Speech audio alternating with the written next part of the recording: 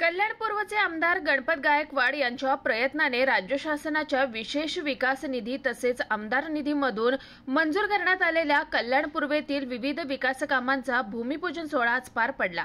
यावेळी भारतीय जनता पार्टीचे पदाधिकारी, कार्यकर्ते व स्थानिक नागरिक मोठ्या संख्येने उपस्थित होते।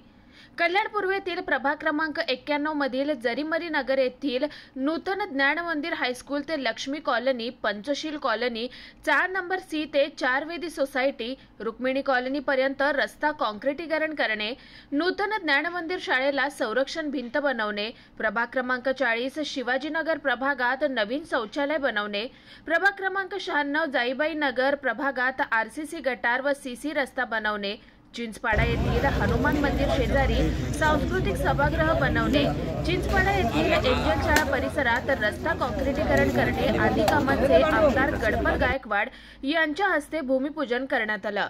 कल्याणपूर्व भागामध्ये 3 कोटी 10 लाखाचे उद्घाटन झालेले आहेत। विविध ठिकाणी रस्त्याची कामं आहेत।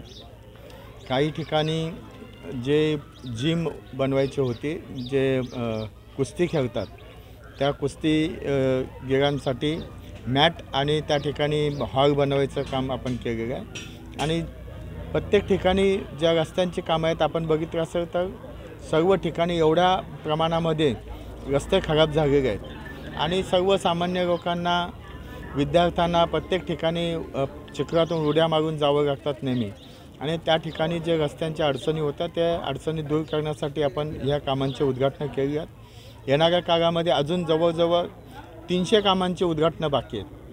आज वेगळ्याभावी कमी कामांचे उद्घाटनं झालेली आहेत, पण येणाऱ्या काळामध्ये पुन्हा त्याच जोमाने उद्घाटनं होतील आणि तशी कामंसुद्धा होतील।